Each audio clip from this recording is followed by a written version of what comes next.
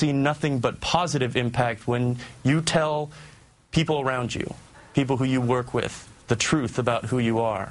There's nothing but an increase in unit cohesion, in teamwork, in trust. Honesty is the fabric, the foundation of all of that. Lieutenant Dan Choi, I know you had a million choices of who to talk to on TV tonight, and I want to thank you for choosing to be with us here, and as always, thank you for your service.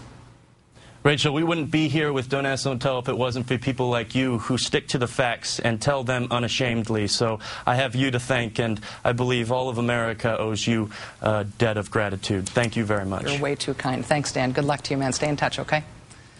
I will. Want to know how you can tell a politician is in real trouble, facing something really bad? When asked directly about that trouble, the politician will change the subject to anything but the answer to that question about that trouble. Anything. See if you can identify which person in the following exchange on Capitol Hill this afternoon is in real trouble. And don't worry, this is a test you will pass. So until your job.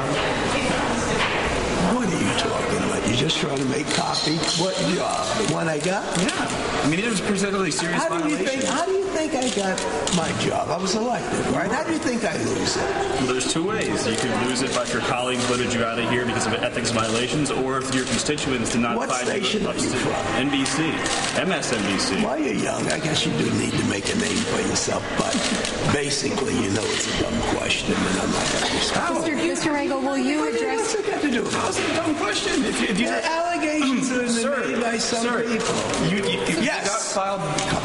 You not filed taxes on properties in the Dominican Republic, allegedly. It doesn't if that comes to be true, is that not it doesn't a problem? really sound like NBC asking these dumb questions, but it just shows what has really happened to a channel that did have some respect.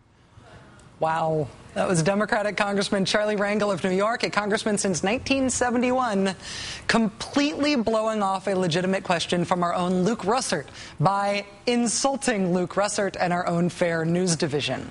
What prompted such a classic attack the messenger maneuver from the former chairman of the House Ways and Means Committee? It was a House investigative subcommittee concluding today that Mr. Rangel likely violated a whole slew of ethics rules. And while the committee hasn't formally released their conclusions, it had been investigating allegations of everything from improper use of 4 rent-stabilized apartments in Harlem to protecting a Caribbean tax shelter for an oil drilling company whose chief executive was a top donor to Rangel's foundation, to using corporate money to pay for 2 trips to the Caribbean, to using official congressional stationery to raise money for a center named after him at the City College of New York, to failing to report hundreds of thousands of dollars in income and assets from an IRA, mutual funds, stock, and Mr. Rangel's partial ownership of a yacht club in the Dominican Republic.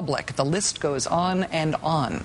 Next week, a new subcommittee from the House Committee on Standards of Official Conduct will rule on today's findings. The last person to face such actions from the Standards Committee was the bouffant Ohio Congressman James Traficant, who was expelled from Congress only after his conviction on 10 felony counts of bribery, racketeering, and tax evasion. Mr. Traficant only got out of jail last year.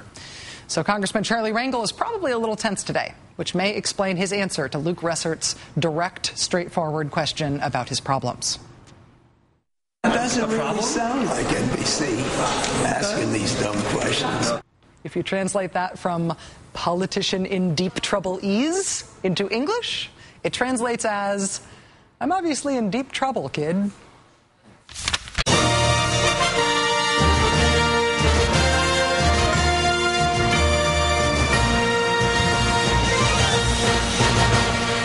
Nicole Wallace, who worked for John McCain's 2008 presidential campaign and who served as communications director for President George W. Bush, has a new novel coming out this fall. It's called 18 Acres.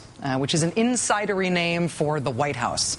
The book's about America's first female president, a centrist in her first term, and things are not going well for her and her administration. She might not run for a second term. Her husband is having an affair. She's got midterm elections coming up. At the beginning of the book, everybody around her is trying to lift her spirits about her political prospects because they keep telling her everybody knows the party in power, in this case her party, always loses seats in the midterms. Her aides and her staffers keep saying, don't worry, it's not your fault. We'll lose seats. It's not that big a deal. It's not you. It's history.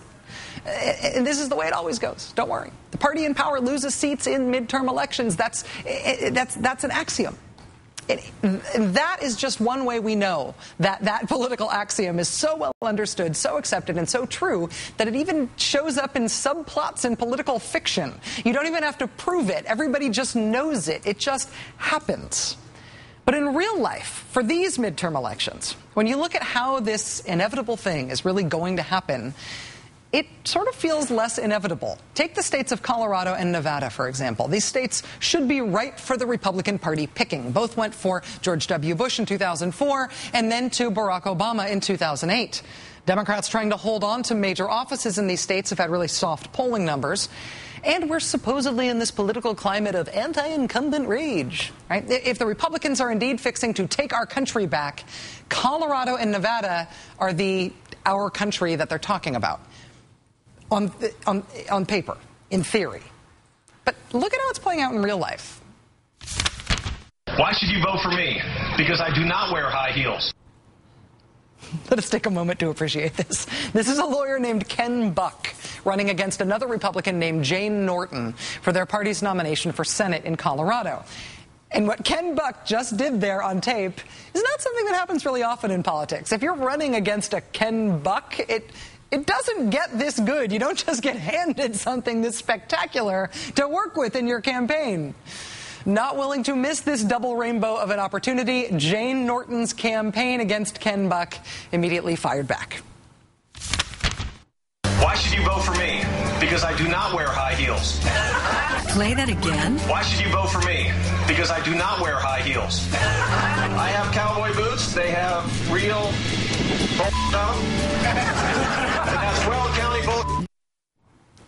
So that's how the Republicans are handling their Senate primary in their prime opportunity pickup state of Colorado, by outdueling each other with weird sexism and references to feet and animal poop. I can't wait for the general election. In Colorado's Republican primary for the governorship, you've got six-term Congressman Scott McInnis. Now, the Denver Post reported last week that Mr. McInnis plagiarized an essay about water rights back in 2005. The foundation that paid the congressman for his plagiarized material wants its money back. Thank you very much. Mr. McInnis agreed. Last week, he has yet to pay back that $300,000 fee, but it's pretty clear that most political observers in Colorado expect his unforced and super expensive error to potentially terminate the McInnis 2010 gubernatorial campaign. According to strategically leaked emails, a Republican operative not working directly for McInnis reports that the scandal has had a very not positive effect on fundraising. Quote, "We have no money right now. At this point, I am telling everyone, don't expect to get paid for your work." My guess is those people do want to get paid for their work. That's why they're leaking those emails, and they don't have a lot of faith that their guy will be sticking around for much longer, so they're trying to get paid now. But even if Mr. McInnis exits this race stage right, the void left in his wake will not go unfilled. Cue Tom Tancredo, famous anti-immigrant crusader and hilariously bizarre presidential candidate who told February's National Tea Party convention that it was high time for literacy tests to be revived so as to thin the ranks of the voting eligible. Tom Tancredo says he is standing by. He would like an existing independent candidate to drop out so he can get that spot on the gubernatorial ballot to become the next distinguished governor from the state of ain't never gonna happen. Tom Tancredo, always just what the doctor ordered, provided the doctor is a Democrat. And that brings us to Nevada. Again, another state that should be turning up red Republican roses right now. But look at the state of Republican principles in Nevada. Incumbent Senator John Ensign famously had an affair with his staffer, who was married to another one of his staffers. He may or may not have violated all kinds of ethics rules by trying to get the husband of his mistress a job, which is why he is now the subject of a Senate ethics probe and, bingo, an FBI investigation. And that is why Senator Ensign would like your money. He'd like your money for his legal defense fund. The combined contributions from last month and this month to the Save John Ensign from Jail Fund, $10. $10 total dollars. That's what he's raised for his legal defense fund. So he's not up for re-election for another couple of years, but he sure is sitting $10 pretty in terms of helping out this year's Nevada Republican hopefuls, who include incumbent Republican Congressman Dean Heller. Dean Heller now taking shots at Republican Senate candidate Sharon Engel. Heller and Engel are fighting over the question of who is more insulting to people without jobs.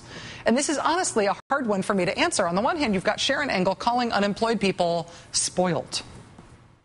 We have put in so much entitlement into our government that we really have spoiled our citizenry. So Republican Sharon Engel says the unemployed are spoiled. Her home state Republican colleague, Congressman Heller, disagrees. Those are her words, and I think she ought to explain more what she meant by that, but it wouldn't be a way that I would characterize unemployment benefits. Of course, the way Dean Heller would characterize unemployment benefits is, quote, the government creating hobos. Honestly, that's what he said about unemployment benefits. Is the government now creating hobos? That's who wants Sharon Engel to explain her insensitivity to the unemployed. The midterms are turning out to be way more fun than anyone expected.